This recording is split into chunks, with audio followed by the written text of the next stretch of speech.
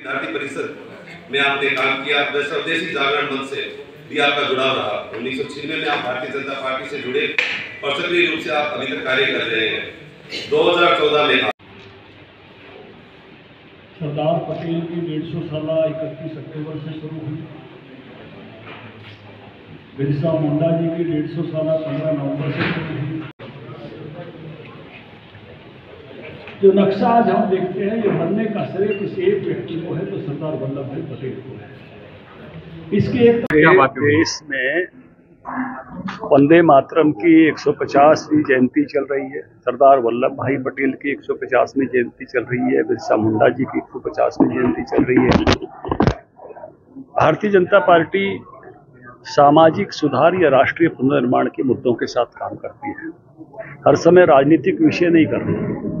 तो ये आज़ादी की लड़ाई के इतिहास के तीनों मुद्दे हैं और देश के आज़ादी की लड़ाई के इतिहास से अपनी नई पीढ़ी को जोड़ना। वंदे मातरम 1875 में 7 नवंबर को लिखा गया, 6 अंतरे का वंदे मातरम था। 21 साल बाद कांग्रेस के अधिवेशन में कलकत्ता में रविंद्रनाथ टैगोर ने गाया, महर्षि अरविंद ने इसका अंग्रेजी अनुवाद किया। पूरे देश में वंदे मातरम आज़ादी के आंदोलन में जो नारे लगे, उसमें सबसे महत्वपूर्ण नारा था। इंकलाब जिंदाबाद भी लगा, सरफरोशी की तमन्ना भी लगा, लेकिन वंदे मातरम बैन हुआ कई बार।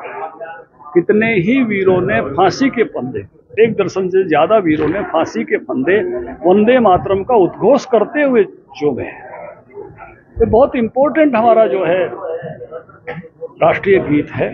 तो ये पूरे देश में उसी भावना के साथ युवा पीढ़ी इससे कनेक्ट हो और उस इतिहास को भी जाने की कांग्रेस की समझौतावादी नीति के कारण से इसके 4 अंतरे कटे, जो देश के विभाजन तक बात पहुंची। इसी तरह से सरदार वल्लभ भाई पटेल ने, कल्चरली भारत बहुत पुराना देश है, कश्मीर से कन्याकुमारी तक, सोमनाथ से शिव सागर तक, लेकिन पॉलिटिकल एक इकाई के रूप में बनाने का काम, खड़ा करने का काम सरदार वल्लभ भाई पटेल ने किया। 562 रियासत अंग्रेज खुली छोड़ गए थे और कहा कि आपकी मर्जी है, पाकिस्तान जाओ, भारत में मिलो या आजाद रह जाओ। किस प्रकार से उन्होंने उनको एक किया, वो कहानी बहुत गजब की है। और ये जो स्वरूप आज भारत का बना है, क्योंकि मेरे परिचय में बताया, मैं स्टैच्यू ऑफ यूनिटी का लोहा मिट्टा इकट्ठे करने का काम मेरे पूरे देश के जिम्मे थी। मैं जब हैदराबाद इस काम के लिए गया तो जो इमोशंस थे उनको जिंदगी भर भूल नहीं पाऊंगा। वहां के लोगों ने कहा हम 15 अगस्त 1947 को आजाद नहीं हुए, हम तो 17 सितंबर 1948 को आजाद हुए। 15 अगस्त 1947 को तो हम पर घोड़ा पुलिस छोड़ी गई थी, पिटाई हुई थी। ये जो विषय, इसको समझने का, इसको जानने का, इससे कनेक्ट होने का सरदार पटेल के माध्यम से हमें हो सकते हैं। कोई एक दिन ऐसा तय हुआ है उनकी जयंती का, तो देश की एकात्मता के लिए समर्पित है।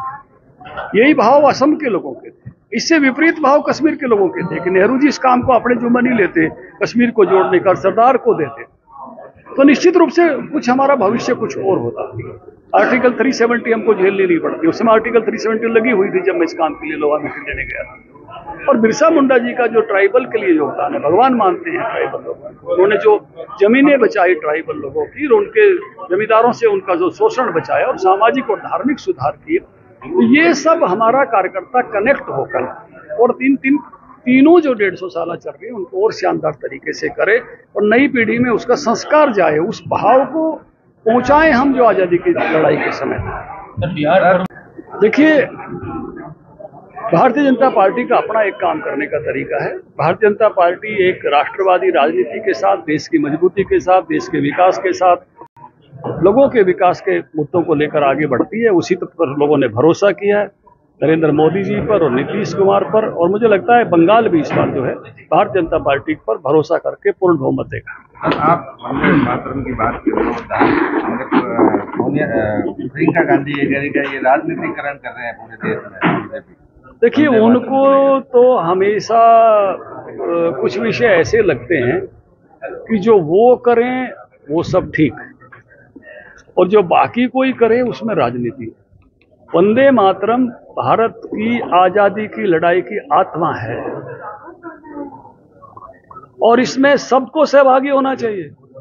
उन्होंने भी खड़े होकर पूरा वंदे मातरम गाना चाहिए और कांग्रेस पार्टी ने देश से माफी मांगनी चाहिए कि हमने जो 4 अंतरे कोटि कोटि कंठ कलकल निनाद कराले वाले, तू ही कमला कमल दल विहारणी, तू ही दुर्गा 10 प्रेर धारणी, तू ही वाणी विद्या दयानी जैसे जो अंतरे काटे हैं, उनके लिए देश से क्षमा मांगनी चाहिए। सर, रॉबर्ट वाड्रा का एक बयान आया है कि भाई बिहार चुनाव दोबारा होना चाहिए, इसमें क्या फर्जीवाड़ा हुआ है और वो चुनाव आयोग की मिली भगत। रॉबर्ट वाड्रा तो मुझे यहाँ भी पता चला, मैं एक किसान के यहाँ गया था, बोला ये रॉबर्ट वाड्रा की जमीन है, बीकानेर में भी है क्या? वो तो जमीनें काफी समय से है, आपके नेताओं ने खुद दिखाया, पर अब आपके नेता ही नहीं बोलते हैं। अच्छा, क्योंकि आपके नेताओं बिहार के नेताओं ने बेची थी, बीजेपी के नेताओं ने बेची थी रॉबर्ट वाड्रा को। रॉबर्ट वाड्रा तो जगह जगह घुसा हुआ है। मैं तो सोच रहा था गुड़गांव के आसपास ही सब उनके मामले हैं, पीपी टीपी टाइप, लेकिन यहाँ भी है। वो किरीट सुमैया जी अपनी बोलते हैं कभी तो। वाड्रा जी का तो बयान है, उसमें आपकी क्या प्रतिक्रिया है? जो कह रहे हैं कि चुनाव जो है हाईजैक कर लिया गया है। कौन सुनने वाला है उनकी बात को? सरकार की बहुत शानदार चुनाव हुआ है, पूरे देश को उस पर गर्व और गौरव है। देश की सरकार की बहुत स्थिति खराब है, आप संगठन की समीक्षा करने आए, क्या किस तरह की समीक्षा हुई है? क्या वास्तव में लग रहा है क्या राजस्थान में चेंज होगा? बहुत अच्छा काम चल रहा है और मैं साधुवाद देता हूँ भजन लाल जी को भी, सब मंत्रिमंडल को।